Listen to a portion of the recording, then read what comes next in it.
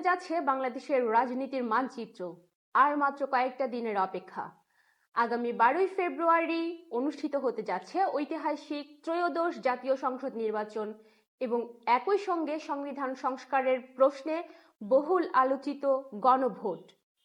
সারা দেশে এখন উৎসবের আমেজ, কিন্তু পর্দার আড়ালে কি কাজ করছে কোনো অজানা শঙ্কা?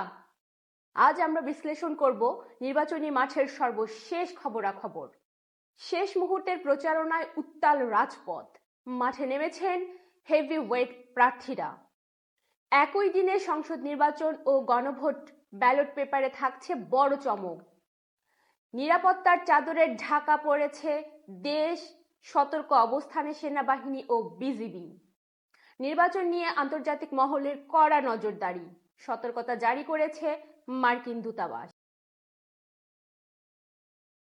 ভোর থেকে গভীর রাত, প্রার্থীদের পদচারণায় মুখর এখন পাড়া মহল্লা। বিএনপি চেয়ারপারসন তারেক রহমান থেকে শুরু করে জাতীয় নাগরিক পার্টির শীর্ষ নেতৃবৃন্দ, সবার লক্ষ্য এখন ভোটারদের মন জয় করা।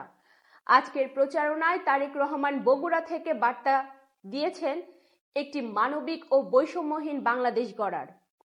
অন্যদিকে তরুণ প্রজন্মের কর্মসংস্থানকে প্রাধান্য দিয়ে ইশতেহার ঘোষণা করেছে নতুন রাজনৈতিক শক্তিগুলো।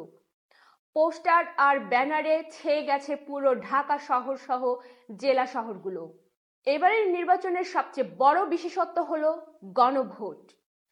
ভোটাররা একই সঙ্গে দুটি সিদ্ধান্ত নেবেন, কে হবেন তাদের প্রতিনিধি এবং দেশের সংবিধানের সংস্কারগুলো তারা মেনে নেবেন কিনা।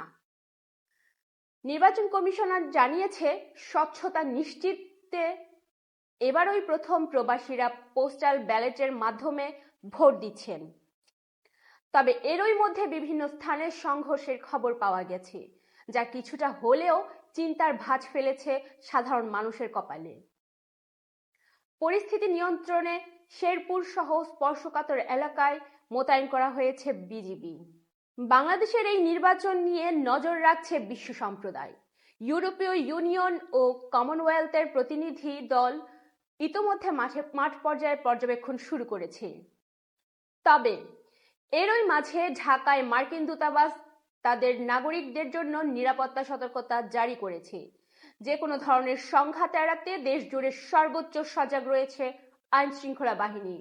বিশেষ করে 10 ফেব্রুয়ারি থেকে যান চলাচলের উপর কঠোর বিধিনিষেধ আরোপ করা হয়েছে। আসন্ন এই নির্বাচন কি পারবে বাংলাদেশের রাজনৈতিক স্থিতিশীলতা নিশ্চিত করতে?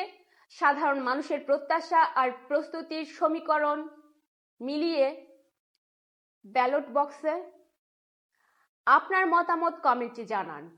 নির্বাচনের প্রতি মুহূর্তের আপডেট পেতে আমাদের চ্যানেলটি সাবস্ক্রাইব করে বেল আইকনটি চেপে রাখুন। সঙ্গে থাকার জন্য ধন্যবাদ।